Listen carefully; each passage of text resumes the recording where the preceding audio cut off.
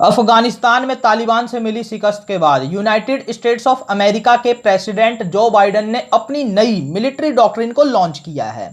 उन्होंने अपनी ये डॉक्ट्रिन अमेरिकन सिटीजन्स को अपने स्पीच में बताया है। जो बाइडेन ने ये स्पीच अफगानिस्तान में अपनी विड्रॉल को कंप्लीट करने के बाद दिया है और इस नई मिलिट्री डॉक्ट्रिन का नाम है बॉम्ब्स बट नो बूट्स। अपने इस लेक्चर में हम इसी इशू को डिटेल में डिस्कस करेंगे। यहां पर हम सबसे पहले समझेंगे इस डॉक्ट्रिन का मतलब क्या है, इसके बाद से डिवीजन ऑफ दिस डॉक्ट्रिन और बाद में डिफेक्ट्स ऑफ दिस डॉक्ट्रिन। काफी इंपॉर्टेंट पॉइंट है। इस पॉइंट में हम ये समझेंगे कि क्या इस डॉक्ट्रिन की कुछ कमियां भी हैं तो उसको भी हम देख लेंगे। ये तीनों पॉइंट्स एग्जाम पर्सपेक्टिव से काफी इंपॉर्टेंट है। सबसे पहले बात करते हैं bombs but no boots doctrine के मीनिंग की। तो इसका सिंपल मतलब है यूएसए अब से किसी भी काउंटर टेरर ऑपरेशन में किसी भी कंट्री की हेल्प अपने सोल्जर्स को उस कंट्री में भेजकर नहीं करेगा। अगर हेल्प करनी ही होगी तो एयर स्ट्राइक्स के थ्रू उस कंट्री की हेल्प की जाएगी। इसका सिंपल मतलब ये हो गया कि आज से अमेरिकन सोल्जर्स जो हैं वो काउंटर टेरर ऑपरेशंस में ग्राउंड ट्रूपिंग नहीं करेंगे। अगर हेल्प करनी ही होगी तो एयर फोर्स एयर स्ट्राइक्स के थ्रू उस कंट्री की हेल्प कर सकती है उन टेररिस्ट को मारने में। और यहाँ पर एयर स्ट्राइक्स कितने तरीके से हो सकती है, तो 3 तरीके से। पहला है ड्रोन का इस्तेमाल करके, दूसरा है एयरक्राफ्ट का इस्तेमाल करके और तीसरा है मिसाइल लॉन्चर का इस्तेमाल करके। बॉम्ब्स बट नो बूट्स इस स्ट्रेटजी के रिगार्डिंग जो बाइडेन ने ये स्टेटमेंट भी दिया है, I simply don't believe that the safety and security of America is enhanced by continuing to deploy thousands of American troops and spending billions of dollars in Afghanistan. इसका simple मतलब ये हो गया कि पहले जो अफगान पॉलिसी थी कि अपने सोल्जर्स को अफगानिस्तान में भेजो और टेररिस्ट को मारो, यानी तालिबान से फाइट करो, वो स्ट्रेटेजी पूरी तरीके से सही नहीं थी जो बाइडेन के अकॉर्डिंग। वो यही यहां पर कह रहे हैं कि इसमें काफी ज्यादा हमारे ट्रूप्स भी मारे गए, काफी सारे ट्रूप्स को वहां रहना भी पड़ा और फिर यहां पर हमें कई बिलियंस ऑफ डॉलर्स भी खर्च करना पड़ा। लेकिन इसका इफेक्ट या इसका एक तरीके से इस्तेमाल हमारी सेफ्टी या सिक्योरिटी को उस हिसाब से बढ़ाने में या एनहांस करने में नहीं हुआ है। यानी पहले जो अमेरिका की थिंकिंग थी कि टेररिस्ट को उनके घर में जाकर मारो, नहीं तो टेररिस्ट से आपको अपने घर में लड़ना पड़ेगा, इस तरीके की स्ट्रेटेजी थी अमेरिका की। उसको यहां पर जो बाइडेन नकार रहे हैं और यहां पर उन्होंने जस्ट इसके बाद कहा है कि उनको इस स्ट्रेटेजी को चेंज करने की जरूरत है। और उसके बाद से जो नई स्ट्रेटेजी बताई है उसमें एक इंपॉर्टेंट वर्ड इस्तेमाल हुआ है, ओवर द होराइजन कैपेबिलिटीज। ये इंपॉर्टेंट सेंटेंस का मतलब समझिए। इसका सिंपल मतलब ये हो गया कि यूएसए इतना कैपेबल है आज की डेट में कि वो अपने दुश्मनों को मार सकता है एयर स्ट्राइक्स के थ्रू बिना उनके जमीन पर पांव रखे। यानी इसका सिंपल मतलब ये हो गया कि अब यूएस ट्रूप्स को अगर अपने दुश्मनों को मारना ही है तो वो एयर स्ट्राइक्स करेगा, सिंपल, और ग्राउंड ट्रूपिंग के लिए उनके सोल्जर्स नहीं जाएंगे उस कंट्री में। तो यहां पर जो बाइडेन ने इसके लिए 2 एग्जांपल्स भी दिए थे। पहला एग्जांपल है सक्सेसफुल ड्रोन स्ट्राइक का आईसिस खुरासन पर, और ये कब किया गया था, तो जब आईसिस खुरासन ने यहां पर काबुल एयरपोर्ट के पास ब्लास्ट किया था जिसमें 13 यूएस सर्विस मेंबर्स और डजन्स ऑफ इनोसेंट अफगान्स मारे गए थे। तो उसका बदला लेने के लिए यहां पर आईसिस खुरासन के कमांडोज को मारने के लिए उन पर ड्रोन स्ट्राइक की गई थी और इसको जो बाइडेन ने सक्सेसफुल ड्रोन स्ट्राइक कहा था। तो यहां पर इसका एग्जाम्पल दिया गया है अमेरिकन सिटीजन्स को मनाने के लिए कि उनकी ये जो डॉक्ट्रिन है कितनी हेल्पफुल हो सकती है। इससे यहां पर अमेरिका के जो रिसोर्सेज हैं वो भी वेस्ट नहीं होंगे, सोल्जर्स को किसी दूसरी कंट्री में रहना भी नहीं पड़ेगा और यहां पर उनके सोल्जर्स जो हैं वो भी बचे रहेंगे, यानी सिक्योर रहेंगे। इसके बाद से एक दूसरा एग्जाम्पल जो बाइडेन ने दिया कि ईरान में जनरल जो था कासिम सुलेमान, उसको भी ड्रोन स्ट्राइक के थ्रू ही मारा गया। तो यहां पर ये देखिए कि किसी दूसरी कंट्री के ऑफिशियल को भी मारा है अमेरिका ने। तो यहां पर सिंपली ड्रोन स्ट्राइक कितना पावरफुल है, कितना एक तरीके से इफिशिएंट है, इसको साबित करने की कोशिश कर रहे हैं और इसके थ्रू अपनी डॉक्ट्रिन को बता रहे हैं कि ये आगे आने वाले समय में काफी सक्सेसफुल रहेगी। यहां पर एक बात आपको बता दूं मैं कि ऐसा इतिहास में पहली बार हुआ है कि किसी कंट्री ने ड्रोन स्ट्राइक का इस्तेमाल करके किसी दूसरी कंट्री के ऑफिशियल को मारने का काम किया हो, यह पहली बार हुआ है।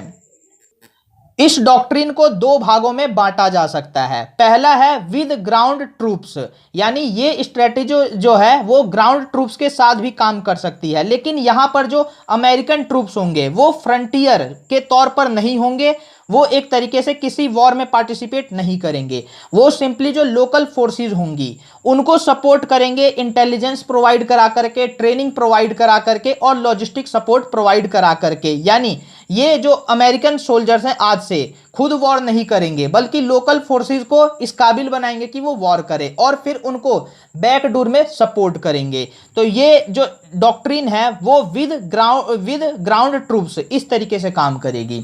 उसके बाद से जो विदाउट ग्राउंड ट्रूप्स है, इसको मैं कई बार इस वीडियो में ही मेंशन कर चुका हूं। इसमें सिर्फ क्या करना है, अमेरिका को बॉम्बिंग करनी है और अपने एनिमीज को डिस्ट्रॉय करना है। तो इसमें जो ग्राउंड ट्रूप्स होगा उसकी जरूरत ही नहीं पड़ेगी। तो इसीलिए ये विदाउट ग्राउंड ट्रूप्स भी काम कर सकता है। तो इस डॉक्ट्रिन को दो तरीके से इस्तेमाल किया जा सकता है। बट क्या ये स्ट्रेटजी फुल प्रूफ है? तो ऐसा नहीं है। आइए इस स्ट्रेटजी के डिफेक्ट्स को समझते हैं। तो इसका सबसे बड़ा डिफेक्ट ये है कि इसका इस्तेमाल सिर्फ डिस्ट्रक्शन के लिए किया जा सकता है, प्रोटेक्शन के लिए नहीं किया जा सकता। यहां पर कोई एम्बेसी मान लीजिए यूएस की किसी कंट्री में है और वहां पर वॉर डिक्लेयर हो गया एक तरीके से, तो यहां पर एक्चुअली में अगर किसी का पक्ष ले रहा है यूएस और विपक्ष को मारना है, माफ कीजिएगा विपक्ष नहीं यानी एक तरीके से एनिमी को मारना है, तो यहां पर क्या होगा, यहां पर जो अगर यूएस इस पॉलिसी को फॉलो करता है तो उसको एयर स्ट्राइक करनी होगी, लेकिन इसमें कई तरीके से हेरिटेज भी एक तरीके से बर्बाद हो सकता है। या इसके अलावा जो एम्बेसी में अगर कोई सोल्जर घुस जाए तो वहां पर तो ये स्ट्रेटेजी काम नहीं आने वाली, वहां पर तो ग्राउंड ट्रूप्स की ही जरूरत पड़ेगी। तो ये एक मेजर लूप होल है इस डॉक्ट्रिन का। इसके अलावा यहां पर इस डॉक्ट्रिन का इस्तेमाल अगर हर जगह होगा तो बाद में जब नेशन को रिबिल्ड करने का बारी आएगी तो वहां पर काफी ज्यादा खर्चा करना होगा, जो ग्राउंड ट्रूपिंग करके अगर प्रॉब्लम को सॉल्व करने की कोशिश की जाती तो वैसा जरूरत नहीं पड़ने वाला था। तो ये एक इंपॉर्टेंट पॉइंट है। इसके अलावा मैं ये कह दूं कि इस डॉक्ट्रिन से जो देश की डोमेस्टिक ऑडियंस है वो भले खुश हो जाए कि हाँ अब हमारे जो नेशनल रिसोर्सेज हैं और जो हमारे सोल्जर्स हैं वो किसी दूसरी कंट्री में वेस्ट नहीं होगा, लेकिन यहां पर यूएसए को डिप्लोमेटिकली काफी नुकसान हो सकता है इंटरनेशनल लेवल पर। जो यूएस के अलाइज होंगे या फिर फ्रेंडली कंट्रीज जो होंगी, जो यूएस पर अब उस तरीके से भरोसा नहीं कर पाएंगी, क्योंकि यहां पर वो सोचेंगे कि यूएस हमें लीड तो करता है, लेकिन क्या अगर हम पर कोई मुसीबत आए या कोई एक तरीके से प्रॉब्लम हो हमें, तो क्या रेस्क्यू कराने आएगा? तो यहां पर इस डॉक्ट्रिन के एक तरीके से पब्लिश होने के बाद कई कंट्री ये सोच रही होंगी कि अब ऐसा नहीं होने वाला, क्योंकि यूएस जो है अब मीलों दूर रहेगा और सोचेगा सिर्फ एयर स्ट्राइक से ही प्रॉब्लम सॉल्व कर दी जाए। तो एयर स्ट्राइक से ही तो सिर्फ प्रॉब्लम सॉल्व नहीं होने वाली। मैं आपको एक सिंपल एग्जांपल देता हूं। अगर चाइना ताइवान में इन्वेड कर दे और जो ताइवान की जो मेजर एक तरीके से जो बिल्डिंग्स हैं उसको कैप्चर कर ले, तो यहां पर क्या यूएस एयर स्ट्राइक्स के थ्रू इस प्रॉब्लम को सॉल्व कर पाएगा? तो बिल्कुल नहीं कर पाएगा। और यहां पर ताइवान की प्रॉब्लम सॉल्व भी नहीं होगी और ताइवान जो है यूएस से ऐसी हेल्प लेना भी नहीं चाहेगा। अगर ग्राउंड ट्रूप ना हो तो यहां पर इंटेलिजेंस गैदरिंग करने में काफी ज्यादा मुश्किल होगी। तो यहां पर नो बूट्स ऑन ग्राउंड जो है अगर इंप्लीमेंट कर दी जाए तो इससे इंटेलिजेंस की जो गैदरिंग होगी वो नहीं हो पाएगी, और अगर इंटेलिजेंस की गैदरिंग नहीं हो पाएगी तो जो एयर पावर का इस्तेमाल है वो भी एक तरीके से कम हो जाएगा, या फिर जो स्पेशल ऑपरेशन फोर्सेस हैं उनकी भी कैपेबिलिटी घटेगी, क्योंकि ग्राउंड ट्रूपिंग पर आप एक तरीके से फोकस नहीं कर रहे। पहले यूएस ग्राउंड ट्रूपिंग पर फोकस करता था तो उसके पास जबरदस्त इंटेलिजेंस होती थी, लेकिन अब यहां पर अगर ऐसा यूएस नहीं करेगा तो उसकी इंटेलिजेंस भी वीक पड़ सकती है। इसके अलावा यहां पर एक इंपॉर्टेंट प्रॉब्लम यूएस के अंदर क्रिएट होगी, खुद उसके जो दूसरे सर्विसेज हैं उसके बीच में। यहां पर अब ये जो सारी इंटर सर्विसेज हैं उनके बीच में राइवलरी क्रिएट हो सकती है, क्योंकि यहां पर इस डॉक्ट्रिन के थ्रू एयरफोर्स को तो काफी ज्यादा इंपॉर्टेंस दी जा रही है, और यहां पर इससे ये होगा कि जो दूसरे ऑफिसर्स या कैंडिडेट्स हैं वो चाहेंगे कि आर्मी को ज्वाइन ना करके या दूसरे रिजर्व्ड फोर्सेस को या एक्टिव फोर्सेस को ज्वाइन ना करके वो डायरेक्टली एयर फोर्स को ही ज्वाइन करे। और यहां पर बजट को भी लेकर के प्रॉब्लम होगी, क्योंकि बजट एलोकेशन जब एयर फोर्स को ज्यादा दिया जाएगा और उसके कंपैरिजन में आर्मी या किसी दूसरे विभाग को कम जब बजट मिलेगा तो इस पर तो सवाल उठेंगे ही उठेंगे। इसके अलावा एक मॉरल जो है यहां पर मॉरल सिग्नल ये है, या मॉरल आप इशू ये समझ सकते हैं कि एयर स्ट्राइक में जो इनोसेंट होते हैं उनकी जान को ज्यादा खतरा होता है। जब ग्राउंड ट्रूपिंग के थ्रू सोल्जर्स एक तरीके से किसी एरिया को किसी टेररिस्ट से फ्री करा रहे होते हैं तो इनोसेंट लाइव्स को बचाना उस केस में आसान होता है, लेकिन एयर स्ट्राइक्स के थ्रू इनोसेंट लाइव्स को बचाना पॉसिबल नहीं हो पाएगा। इसलिए ये डॉक्ट्रिन इस फ्रंट पर भी बुरी तरीके से फेल हो जाएगी। साथ ही साथ आपको मैं बता दूं कि ये स्ट्रेटजी सिर्फ उसी एनिमी कंट्री पर या एनिमी पर काम कर सकती है जिनके पास सुपीरियर एयर पावर नहीं है। अगर किसी कंट्री के पास उसकी खुद की पावरफुल एयर पावर है तो वहां पर यह डॉक्ट्रिन बुरी तरीके से फ्लॉप हो जाएगी। तो यहां पर इस चीज को भी समझना होगा। यहां पर सिंपल एग्जांपल दे सकते हैं हम हमास का।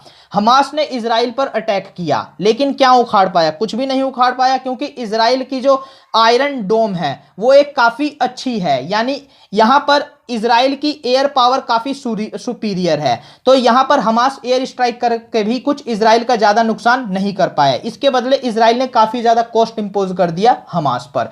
तो ये सारे इंपॉर्टेंट जो हैं लूपहोल्स हैं इस डॉक्ट्रिन के। और यहां पर मैं आपको बता दूं कि मेरा पर्पस इस लेक्चर को बना करके जो यूएस के प्रेसिडेंट है जो बाइडेन, उनको किसी तरीके से क्रिटिसाइज करना नहीं है। यहां पर सिंपली ये देखा जाएगा कि कौन सी डॉक्ट्रिन किस तरीके से कहां हेल्प करेगी। और हमें यहां पर यह समझना चाहिए कि कोई भी डॉक्ट्रिन जो है अपने आप में सफिशिएंट नहीं होती, और सारी की सारी डॉक्ट्रिन का प्रॉपर कॉम्बिनेशन करके ही हम अगर इस्तेमाल करें तो हमें बेटर रिजल्ट्स मिलेंगे।